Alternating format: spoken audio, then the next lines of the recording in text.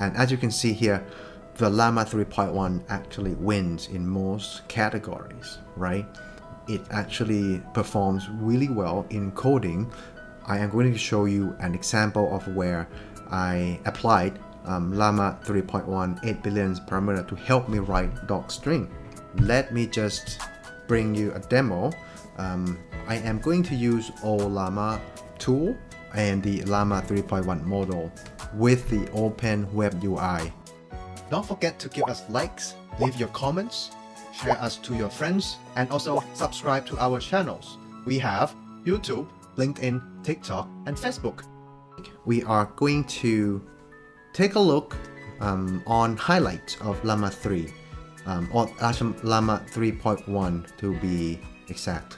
But Meta like to call this a Llama 3 herd of models. So it's actually an open source model that actually can beat proprietary models like GPT-4 or Gemini. So this is exciting, and I applaud Meta on making this open source. And if you take a look into its paper, it provides enough detail for people who want to create their own foundation models to start working on it. Well, if you have money, by the way. All right, for highlights of these models are open source and they are available on HackingFace and Ollama. It's okay for commercial use. I think it's believed it's free for commercial use up to a point where you have 700 millions of users, active users per year, I guess. It's free up to that point. So yeah, it's great for startups or small SME businesses to take this tool and use it for commercial purposes. The models are now available in 3 sizes, like 8 billion, 70 billion, and 405 billion of parameters there. 2 flavors, pre-trained model and the instruct modeled, aligned model. This model have 128,000 tokens of context length. It's similar to GPT-4, but like 10 times less when you compare to a Gemini 1.5 Pro, or maybe 20 times now. I think Gemini 1.5 Pro can now support 2 million tokens context length. Now, Llama 3.1 is claimed to have an improved multimodal abilities, images, voice, and video there. In terms of performance, this table actually compares Llama 3 400 billions to a large model out there like GPT-4, GPT-4 Claude 3.5 Sonnet, across different types of capabilities like general knowledge or general knowledge, general performance, coding, math, reasoning ability, to use long context, and multilingual. And as you can see here, they are actually not bad. So any cell that has a blue highlight is the winner in that category. For example, for the MMLU benchmark, the general world knowledge or language understanding, the GPT-4 wins in this category. But now, look at that. The difference between the Llama 3.1 and other winners are not that high, right? This one, 4 points behind for this one. It wins here. For coding, it loses about 2 or 3 points there. Math it wins on the GSM 8K, but not so far behind for math. 3 points behind for the math benchmark. Reasoning is great for ARC and GPQA. This one is about 8 points, significantly losing there. To use not far behind In fact, it wins in the Nexus category. So all in all, Ollama 3.1, 405 billion parameters model are actually giving good punch to other model of the same size. But what I'm more interested in is a smaller version of the models. So we have the 8 billion parameter here compared to other models on the same size, and the 17 billions there compared to other model of the same size. And as you can see here, the Llama 3.1 actually wins in most categories, right? This is very exciting. So in fact, now that it actually performs really well in coding, I am going to show you an example of where I applied Llama 3.1 8 billion parameter to help me write docstring. But yeah, all in all, a Llama 3.1 of many sizes are actually a great open source model to start building your AI-based, generative AI-based application to serve your customers or even use within your organization. Meta also partner with a lot of companies to make these models available. Not just available, but partnering with these platforms allow users to do many other things rather than just have access to the model. Now, if you use these platforms, you might be able to do real-time inference. This is like using the platform. You can even do batch inference or even fine-tune the model, right? Model evaluation, a RAG-based application are available for these things. Continual pre-training process are available if you use NVIDIA or Databricks platforms. Safeguard rails are available, synthetic data generation, and distillation recipe. So rather than building everything yourself by just accessing models from HackingFace or Llama, if you come to these platforms, you will have access to Llama 3.1, but also you can do many things with their with the pipeline, some of the pipeline of features that these platform offers. Well, from this chart, only Databricks and NVIDIA platforms provide all these features. All right. As I mentioned, Llama 3.1 is now available, open source, and is on Ollama already. So you can, as of today, you can pull the Ollama model to your local machine using this command, and I have done so. So let me just bring you a demo. I am going to use Ollama tool and the Llama 3.1 model with the Open WebUI to actually help me in coding, creating docstring for my code. All right, so let me show you now.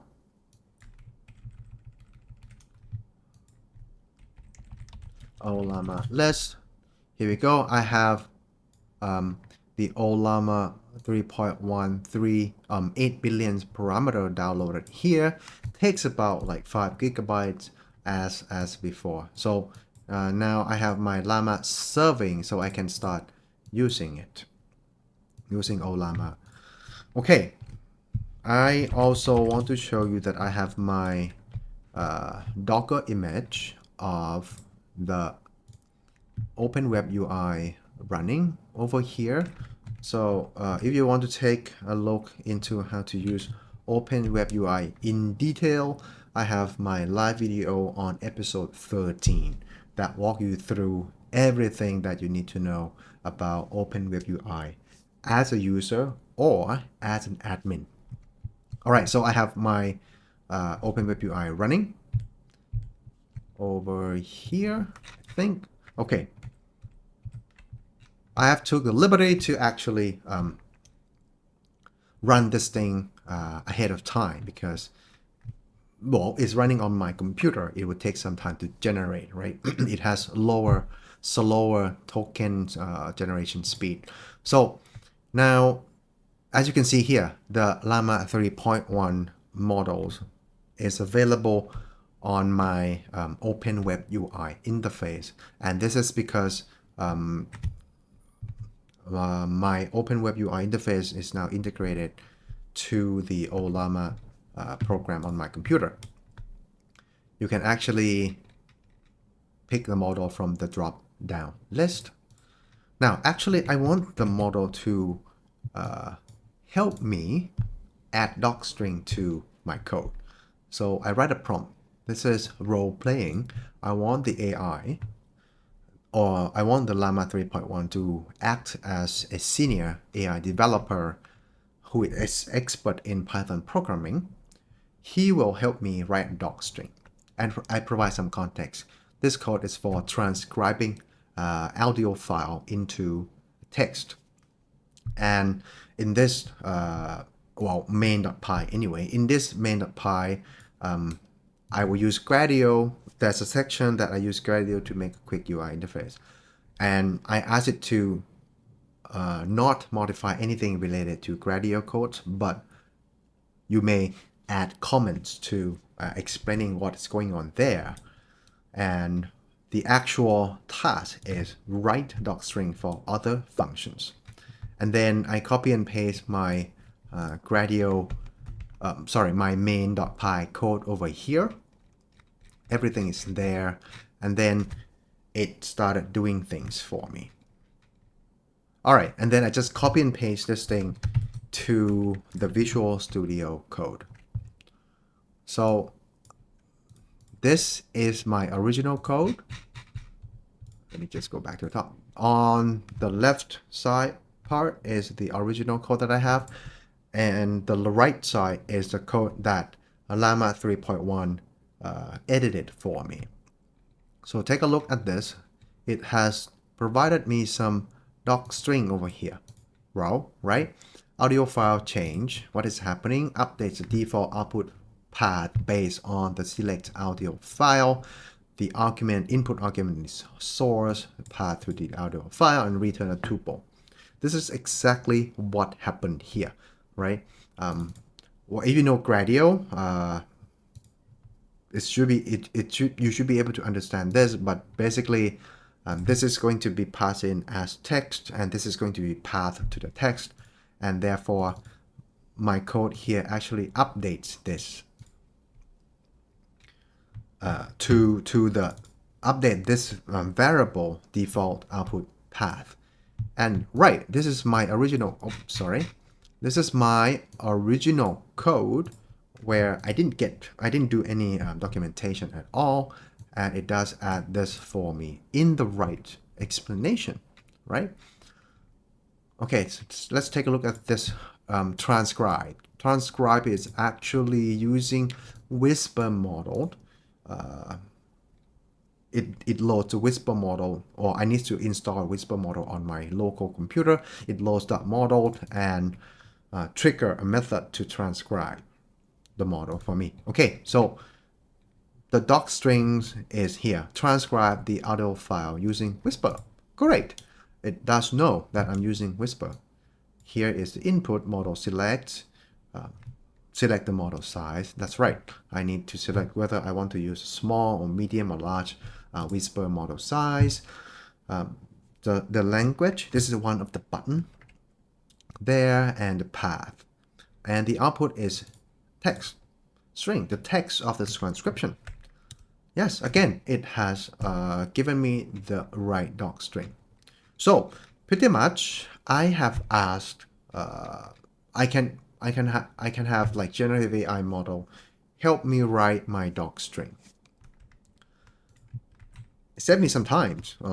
You can think about, like, I have probably going to spend a couple of minutes to write this, and if I have like 1, 2, 3, 4, 5, about 5 functions. So I probably saved about 15 minutes of my life. here where when I prompt it, this is a minute. So 15 times, well, to be more considerably humble, maybe 8 times less effort when I use generative AI to help with my coding in this sense. Now, also I want to test. So this main.py works, right? Now I want to test whether if I run this code. By the way, I just copy the output from the model here right away without editing anything. I just copy it here and paste it there. So I want to actually run to check whether this code is correct or not.